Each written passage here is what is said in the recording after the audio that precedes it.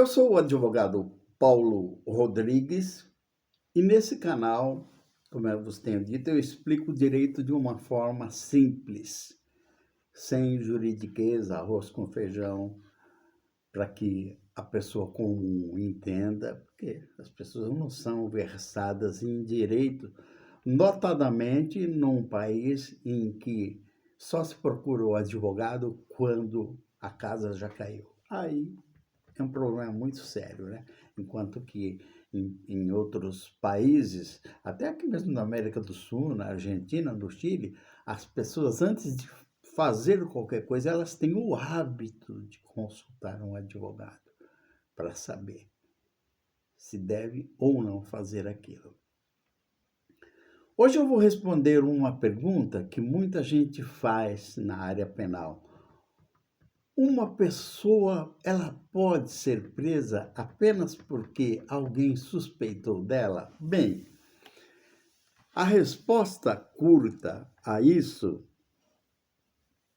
é não deveria acontecer isso. Você vê acontecer aí, né? Mas nós precisamos entender isso melhor. Primeiro, é importante separar duas coisas. Uma coisa é suspeita, é uma pessoa ser suspeita. Outra coisa é prova, fato provado.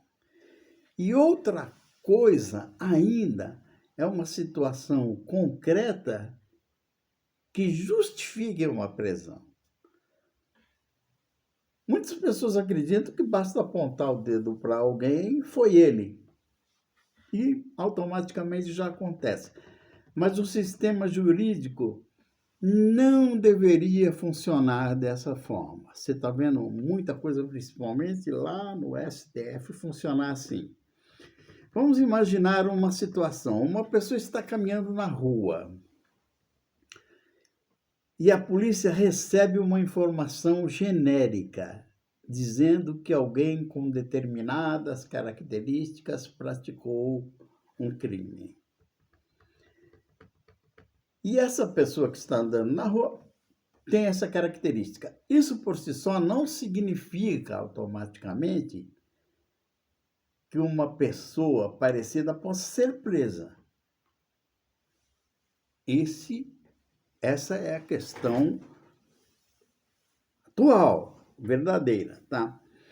Outra situação comum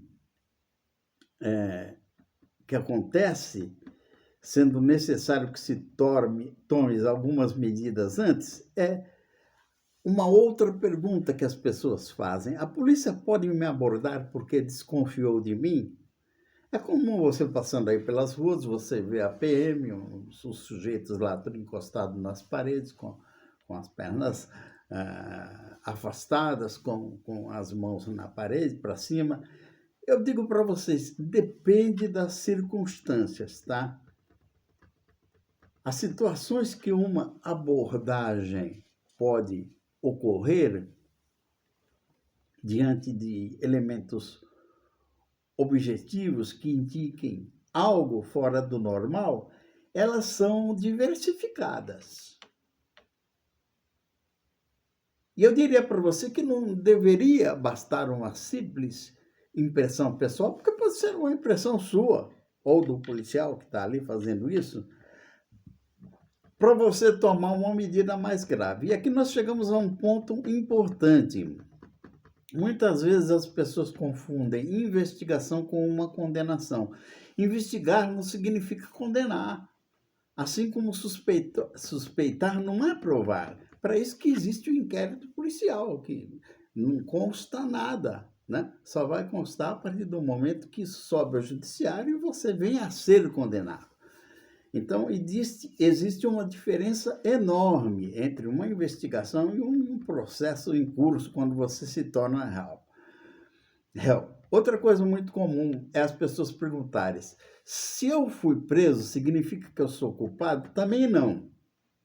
A prisão, ela pode ocorrer em determinadas situações previstas em lei, mas culpa e condenação dependem de uma análise muito mais ampla.